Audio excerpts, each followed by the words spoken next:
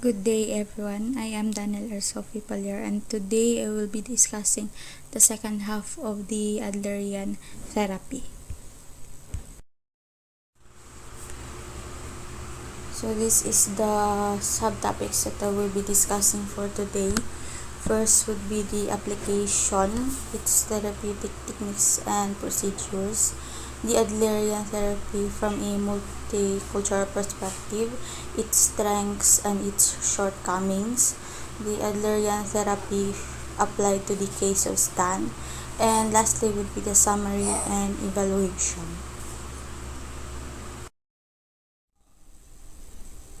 Application, the therapeutic techniques and procedures. So, according to Rudolf Trikors in 1967, the Adlerian counseling is structured or construct around four central objectives that is paralleled or corresponds to the four phases of the therapeutic process.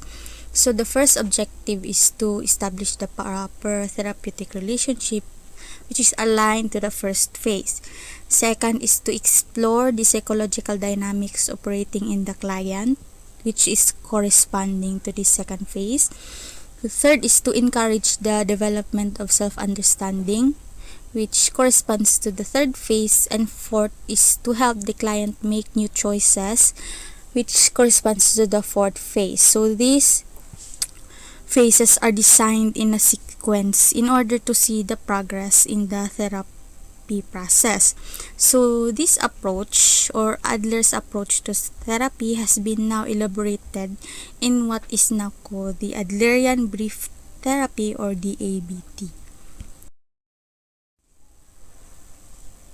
So this is the four phases of the therapeutic process of the Adlerian therapy.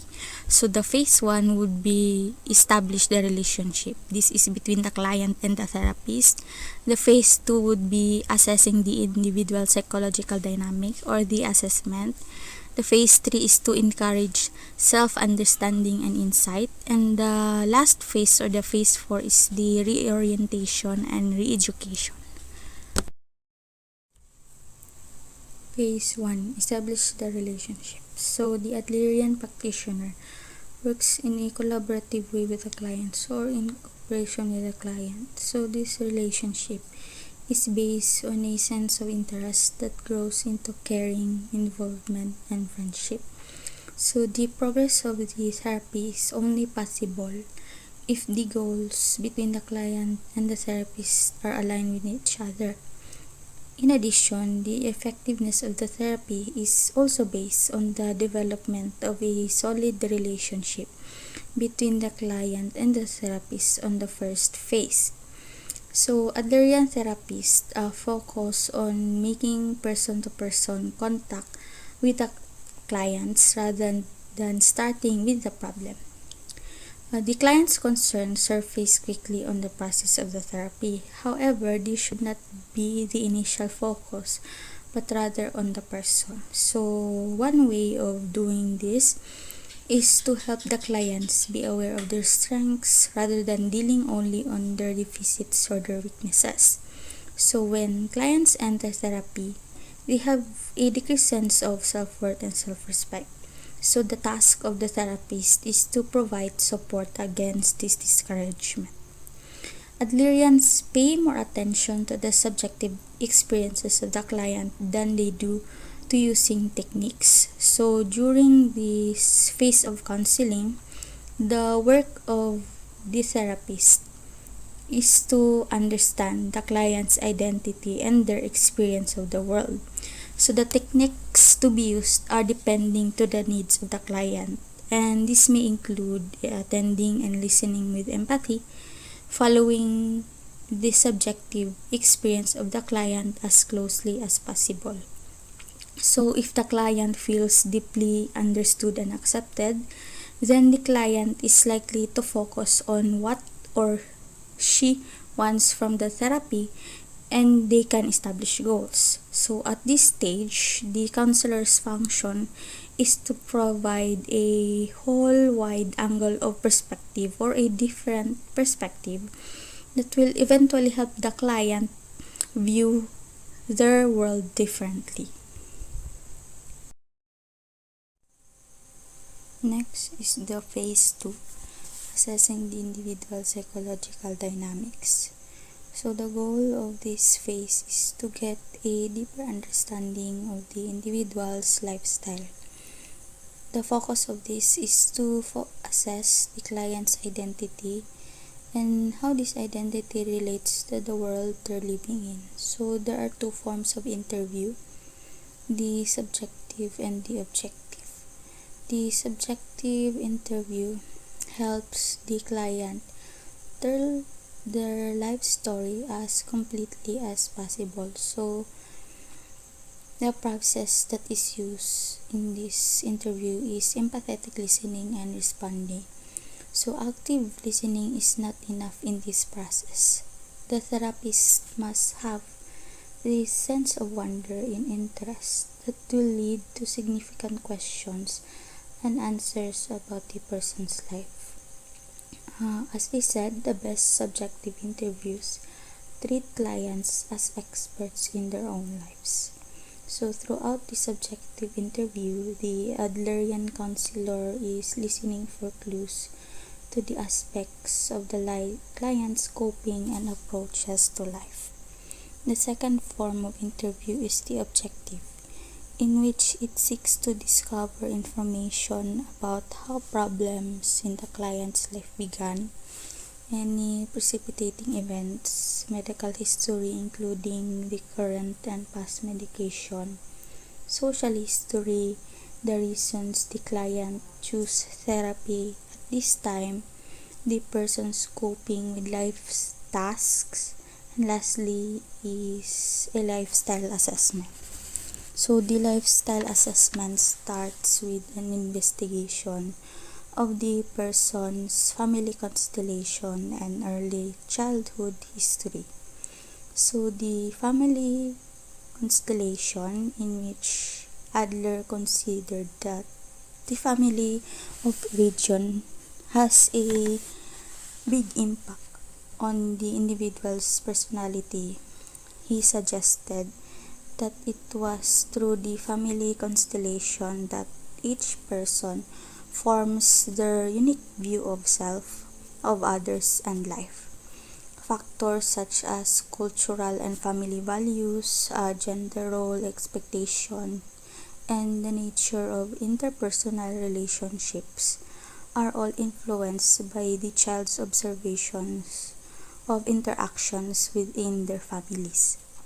The early recollection or the early childhood history are also an assessment procedure used by Adlerians to ask the client to provide their earliest memories, including the age of the person at the time of the remembered events and the feelings or reactions associated with this recollection. So early recollection are one-time events, usually before the age of 10, that can be pictured by the client in clear detail. So early recollection are events that we selectively attend from the past that reflects of what we believe, how we behave in the present, and our anticipation of the future. Phase 3, encourage self-understanding and insight. So during this third phase, Adlerian therapists interpret the findings of the assessment as a way for promoting self-understanding and insight. So according to them, insight is an understanding of the motivations that operates in a client's life. Only self-understanding is possible when hidden purposes and goals of the behavior are known.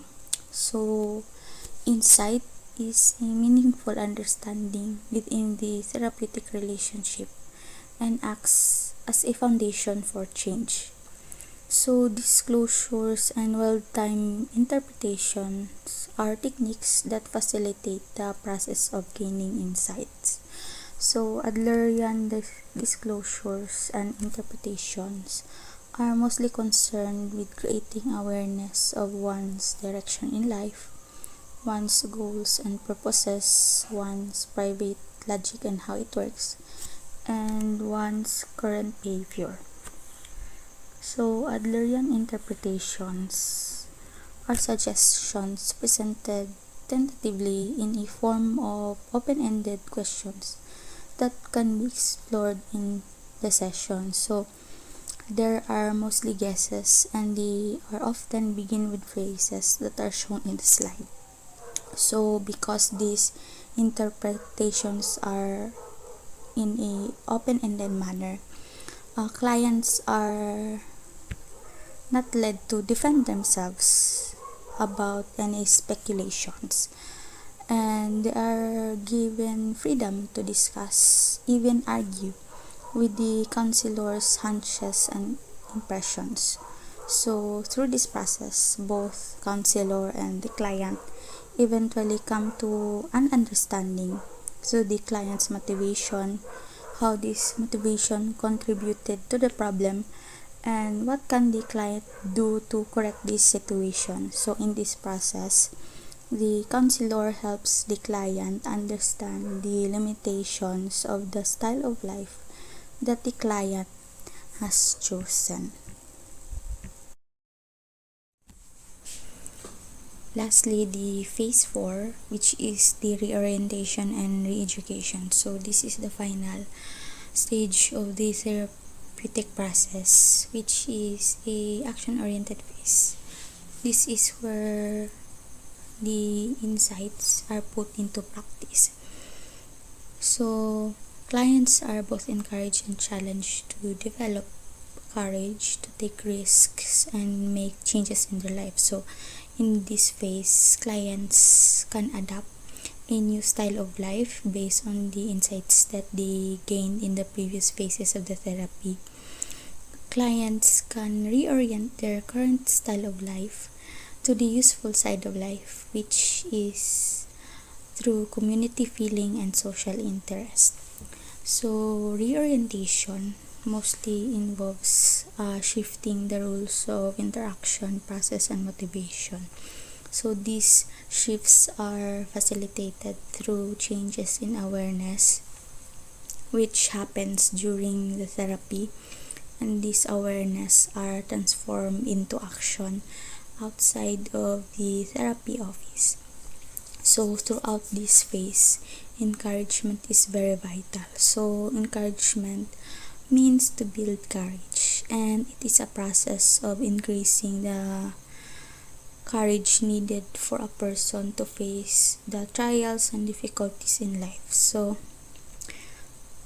a person's courage is developed if a person is aware of their strengths, when they feel they belong and they're not alone, and when they have this sense of hope and can see new possibilities for themselves and their daily living. So, therapists help clients focus on their strengths and to have faith that they can make life changes even though life can be so difficult. So, encouragement takes many forms depending on the phase of counseling process. So, in phase 1, encouragement results from the mutual respect that the counselor seeks to produce. In phase 2 and 3, which is designed to reveal personal strengths, the client are encouraged to recognize that they are in charge of their own lives and they can make different choices based on their new understanding. And during the reorientation, encouragement comes when possibilities are shown and the clients are acknowledged and supportive for taking positive steps that can change their lives for the better. So, during the reorientation phase of counseling, clients can make decisions and modify their goals. So, they are encouraged to act as if they were the people they want to be. And clients are asked to catch themselves if they are in the process of repeating that old patterns that can lead to ineffective behavior. So, commitment is really important in the part of reorientation. So, the Adlerian therapists in this process seek to make difference in the lives of their clients. So that difference may be a change in behavior, attitude, or in perception. So most Adlerian therapists use many different techniques to promote change, some of which have been common intervention in other therapeutic models. Techniques that go by the names of early recollection analysis, maybe lifestyle assessment, encouraging task setting and commitment, and by giving homework. So, contemporary Adlerian practitioners are diverse in their styles of counseling, and they can be creative in employing other techniques as well, as long as these methods are consistent with the basis of theoretical premises of the Adlerian psychology. The areas of application. So Adler's pioneering efforts on mental health lead him to increasingly advocate for the role of individual psychology in schools and families.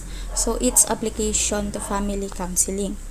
The approach of Adler's therapy on families focuses on family atmosphere, the family constellation, and the interactive goals of each member. So the family atmosphere is the climate characterizing the relationship between the parents and their attitudes toward life, gender roles, decision making, or any family values. So this atmosphere, including the role models that the parents set, has a huge influences or impact as the children grow up. In addition to this, the therapeutic process in this approach seeks to increase awareness of every interaction of the individuals within the family system. Next is the application to group counseling. So the group provides the social context in which members can develop a sense of belonging, social connectedness, and community. So group counseling is particularly helpful in promoting social interest. So the therapeutic core factor of group counseling is the role of altruism, which is the process of helping others in the group. So the process of developing group cohesion, parallel social interest, and community feeling, which are the primary goals of Adlerian therapy. Next is the use of early recollection, which is a unique feature of the Adlerian group counseling. So individuals can get a clear sense of their mistaken notions, current attitudes, social interests, and possible behaviors through mutual sharing of these early recollections. So members develop a sense of connection with one another, and group cohesion is increased in mutual sharing of this early recollection. So the group becomes an agent of change because of this improved interpersonal relationship among members of the group, and thus the emergence of hope. And lastly, the Adlerian group counselors implement action strategies at each of the group session, and especially during the reorientation stage when new decisions are made and goals are modified. So to challenge self-limiting assumption, the members are encouraged to act as if they were the person that they want to be or they aspire to be. So they were asked to catch themselves in the process of repeating, if they are repeating old patterns that have led them to ineffective or self-defeating behavior. So this final stage is characterized by group leaders and members working together to challenge beliefs about themselves, life, and others. So during this stage, members are considering alternative beliefs, behaviors, and attitudes. Adlerian therapy from a multicultural perspective. So, the strengths from a diversity perspective. So, first, the clients are encouraged to define themselves within their social environments and to understand how those environments influence their lifestyle and health. So, Adlerians allow any cultural concept to be brought up or to emerge and to be addressed during the therapy. Broad cultural concepts like age, ethnicity, lifestyle, sexual or affectional orientation, and even gender differences is allowed to be addressed in this approach. The therapeutic process is primarily based on the client's culture and perspective rather than attempting to fit the client's situation into a preconceived assumptions or theories. Next, the Adlerian therapists tend to focus on cooperation and societal-oriented values as opposed to competitive and individualistic values. So, the Adlerian approach emphasizes the concept of community rather on those individualistic values, and that makes them more suited and adaptable on cultures or societies that values the concepts of community. Lastly, the Adlerian practitioners are not wedded to any particular set of procedures and may apply a range of cognitive and action-oriented techniques to helping clients explore their practical problems in a cultural context.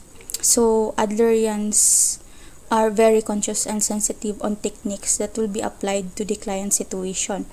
But most of the therapists do conduct a lifestyle assessment that is heavily focused and based on the structure and dynamics within the client's family or their culture. So, because of their cultural background, many clients have been conditioned to respect their family heritage and to appreciate the impact of their family on their own personal development. So, it is essential that counselors need to be sensitive on these conflicting feelings and struggles of their clients that is connected to their culture.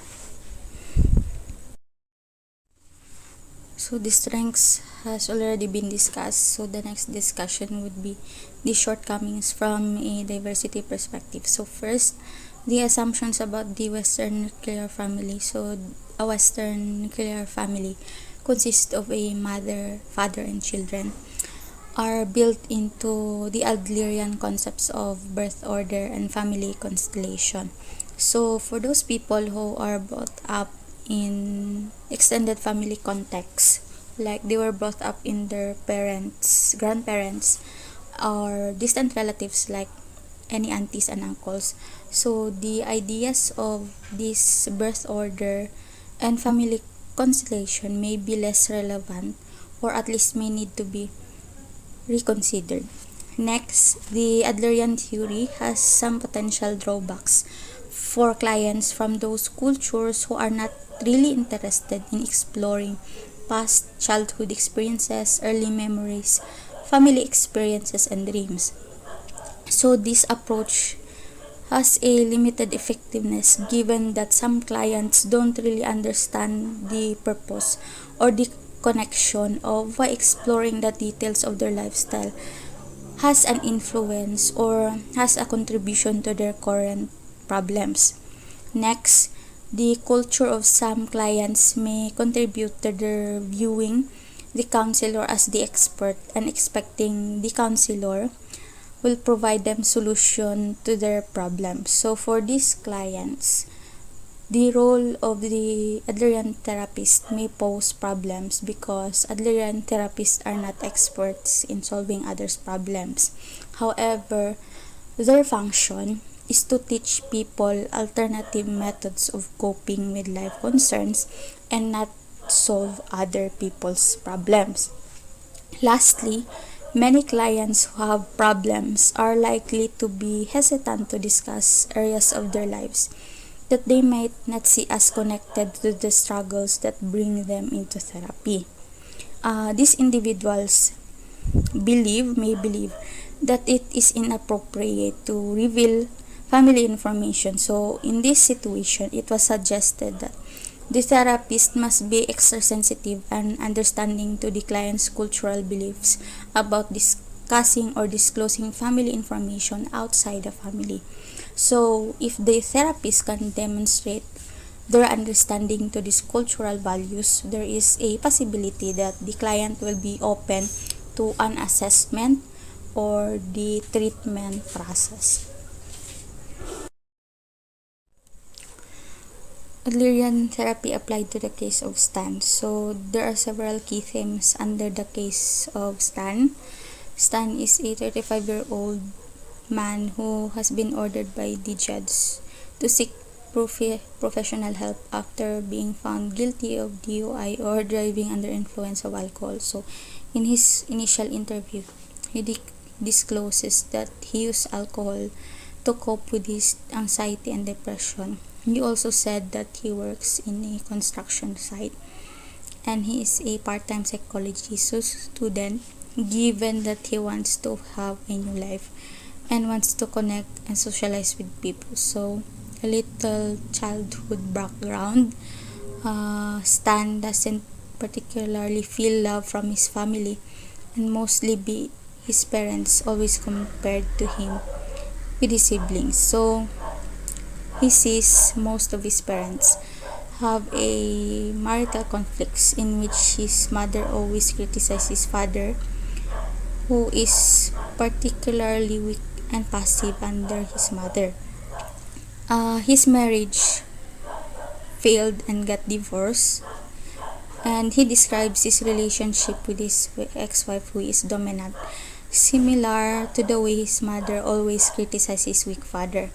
So his intimidation and fear around attractive women is due to the reason that his mom always criticizes him for not being a real man, and that makes him always anxious of women and what will be women thinks about him.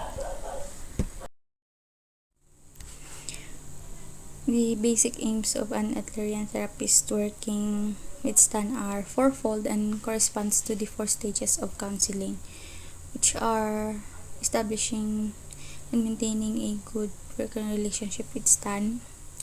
Second is exploring Stan's dynamics. Third is encouraging Stan to develop insight and understanding.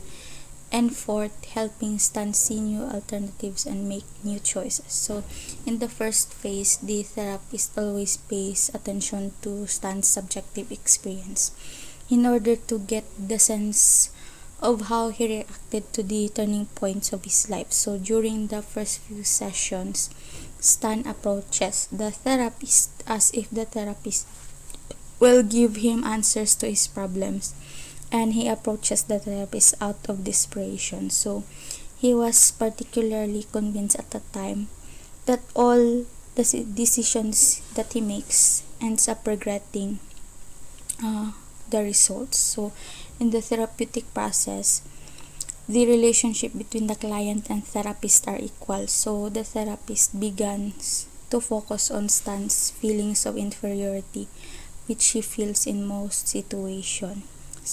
So, in this phase, there is no goal to be set by the therapist for Stan, given that these goals are to be developed mutually and not one-sided. So, in the second phase, a lifestyle assessment based on a questionnaire taps information about Stan's early years, especially his experiences with his family. So, during this phase, which might take a few sessions, the therapist explores Stan's social relationships, especially with his family, his work responsibilities, his role as a man, and his feelings about himself. So, the therapist also put an emphasis on Stan's goal in life and his priorities. So, the therapist doesn't put much attention on his past except to show him the consistency between his past and present as he moves towards the future. So, as an Adlerian counselor, they place value on exploring early recollections as a source of understanding his goals, motivations, and values. So based on Stan's early recollection, which is mostly involves with his mother scolding him every moment, the therapist suggests that Stan sees life as frightening and unpredictably hostile, and that he feels he cannot count on women, that they are likely to be harsh, unbelieving, and uncaring. So, in the third phase, having gathered all the data based on the lifestyle assessment about Stan's family constellation and his early recollection, the therapist assessed Stan in the process of summarizing and interpreting this information. So, the therapist gives particular attention to identifying basic mistakes, which are faulty conclusions about life and self-defeating perception. The information that the therapist summarizes and interprets leads to an insight and increased self-understanding on Stan's parts. He gains increased awareness of his need to control his world so that he can keep his painful feelings in check.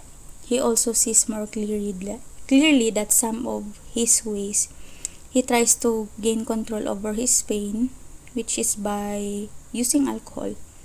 So through continued emphasis on his beliefs, goals, and intentions, Stan comes to see how his private logic is inaccurate. So Stan is expected to carry out homework assignments that assist him in translating his insights into new behavior. So in this way, he is an active participant on his therapy. So in the last phase, in this reorientation, the Stan and the therapist works together to consider alternative attitudes, beliefs, and actions. By now, Stan sees that he does not have to be locked on those past patterns that that he feels encouraged, and he realized that he has the power to change his life. He accepts that he will not change merely by gaining insights, and knows that he will have to make use of those insights by carrying out an action-oriented plan or making insights into action. So Stan begins to feel that he can create a new life for himself and not remain the victim of his circumstances. Summary and evaluation. So for the summary, the basic goal of the Adlerian approach is to help clients identify and change their mistaken beliefs about the self, others, and life, and thus to participate more fully in a social world. So in this approach, clients are not seen as ecologically sick, but as discouraged. So the therapeutic process helps them become aware of their patterns and make some changes on their lifestyle that can affect or influence on how they feel and they behave. The role of the family in the development of the individual is emphasized. This can be seen on the family constellation and the birth order. And lastly, the therapy is a cooperative venture that challenges clients to translate their insights, their understanding into action in the real world. Contributions of the Adlerian approach. So first, the strength of the Adlerian approach is its flexibility and its integrative nature. So Adlerian therapists are resourceful and very flexible in drawing many methods which can be applied to a diverse range of clients in a variety of settings and formats. So typically, this method tends to be theoretically consistent. The therapist only concern, or their main concern, is that what is the best interest for their clients, rather than squeezing in or fitting the clients into one theoretical framework. As the second would be is that the Adlerian approach is suited to a brief time-limited therapy. So Adler was a proponent of time-limited therapy, and the techniques used by many contemporary brief therapeutic approaches are very similar to interventions created by or commonly used by Adlerian practitioners. So time limitation therapy conveys to clients that change will occur in a short period of time. So the number of sessions is specified, in which makes both the client and the therapist motivated to stay focused on desired outcomes and to work efficiently as possible.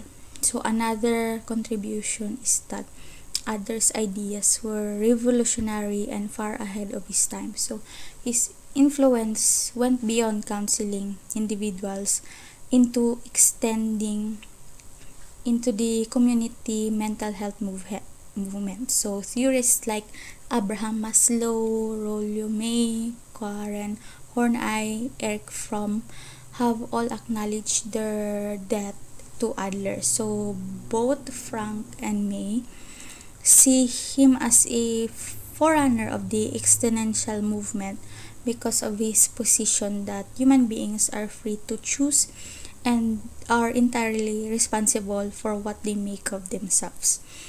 And lastly, one of the Adler's most important contribution was his influence on other therapy systems. So many of his basic ideas have found their way into most other psychological schools.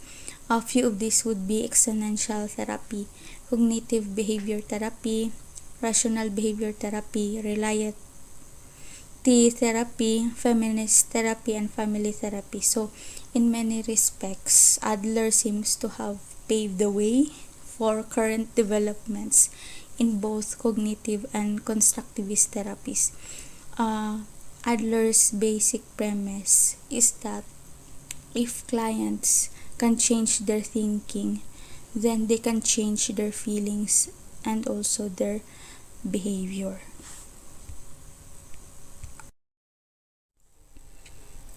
Limitations and criticisms of the Adlerian approach. First would be Adler had to choose between devoting his time to formalizing his theory and teaching others the basic concepts of individual psychology. On this time, Adler pretty much devote his time teaching others the theory rather than writing a well-formed theory. Next would be many of Adler's ideas are vague and general, which make it difficult to conduct research on some concepts. And lastly, his written presentations are often difficult to follow, and many of them are transcripts of lectures he gave.